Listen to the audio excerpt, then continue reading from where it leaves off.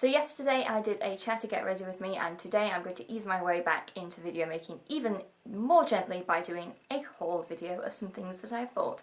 These are products that are all cruelty-free. I will say that both NYX and Decay are both owned by parent companies who do test on animals, so if that is problematic for you, then keep that in mind.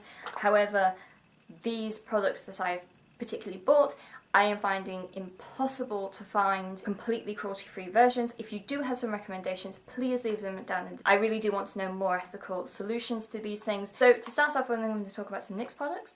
I won't talk about this in very detail. This is the Total Control drops, and I'm going to road test these properly as part of my Pale and Cruelty-free series because this is a brilliant shade for very pale people. I have seen these tested and reviewed online quite a lot because they have been out in America for a few months now and they've only just come to the UK. So I'm a bit later on the bandwagon, but I'm fine for the UK market. And basically it is a water-based foundation in a dropper, and you can adjust how strong a coverage you can have depending on how many drops you use. And it's a very nice shade for somebody incredibly pale, which I'm very grateful for. On the pale front, because I'm still using up a lot of foundations, I've needed to get a white mixer, and NYX has one. It is the Pro Mixer, and it is a very... I haven't actually used this yet, so I don't really know the consistency of it, but apparently it is the same consistency as their regular foundation, because I do have the Body Shop Shade Adjusting drops.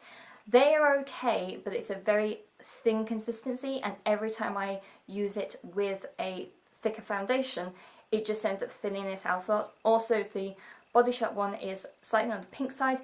This is pure white, so I will need to use this slightly more sparingly, but it doesn't have a pink overtone like the Body Shop one does, so it's not going to change the tone of the actual foundation itself.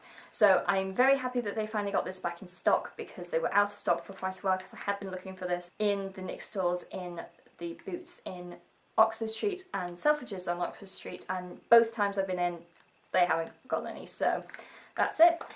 I needed more blotting paper, and because I was just happened to be in the NYX aisle, I decided to get the NYX blotting paper. Blotting paper is great because it basically removes all the oil on your skin and then puts down powder. So instead of powdering midday to remove a bit of shine, you're actually removing the oil which is causing the shine, and then potentially you can powder on top of it, but it's kind of eliminating that need. It just means that it's not going makeup, grease, makeup. You're actually getting rid of the grease, you're getting rid of the coal. So I'm going to be trying out these. The ones that I've been using for years are from Boots.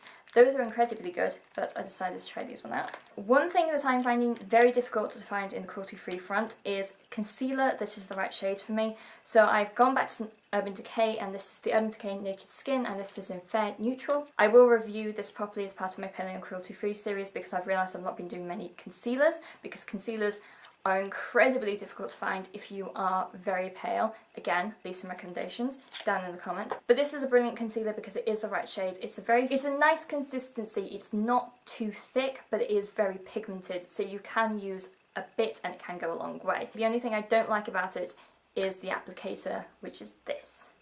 I'm not too fond on spongy applicators, just because I hate putting applicators like this onto my skin and then putting it back in the bottle, because I don't like cross-contamination like that. So whenever I do use this, I put it on the back of my hand. You need to be slightly more careful about this and not just basically whip it out and, you know, brush it on your face. But that's probably the only flaw in this concealer. The next thing is the Colour Freedom hair dye, and because it is Pride this week, I am going to dye my hair, or at least the very tips of my hair, purple.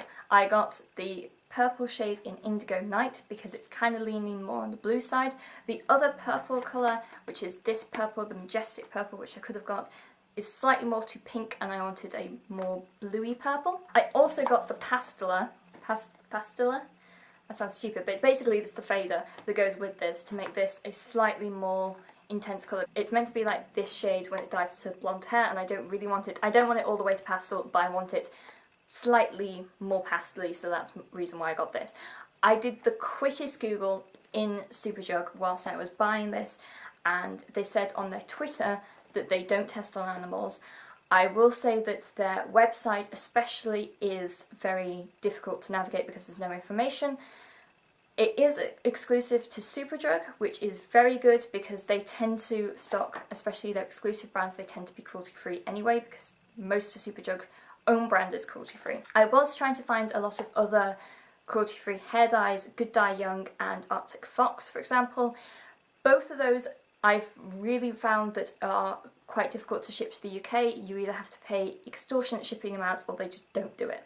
So if you have a way to get Good Dye Young or Arctic Fox in the UK, please tell me, but otherwise I will be using these. It was actually not too expensive at all. Comes with instructions and then the colour like this, and then the pasteler as well, which I will mix in together also because I know that this tube may not be enough to coat all my hair. I am going to be doing a slight ombre, at least that much of hair. Strangely enough, the hair that I will be soon donating when it stops being purple, because I really wanted purple hair for Pride. So those are some of the projects that I have purchased and that I will potentially be reviewing in the next few weeks, because I'm kind of trying to get back into reviewing beauty brands again, because I actually really do like doing that. So I will... So this is just a really nice small preview of what's to come, and I'm very excited about these total drops as well. Those look amazing. And that's it for me today, and I shall talk to you guys tomorrow. Bye!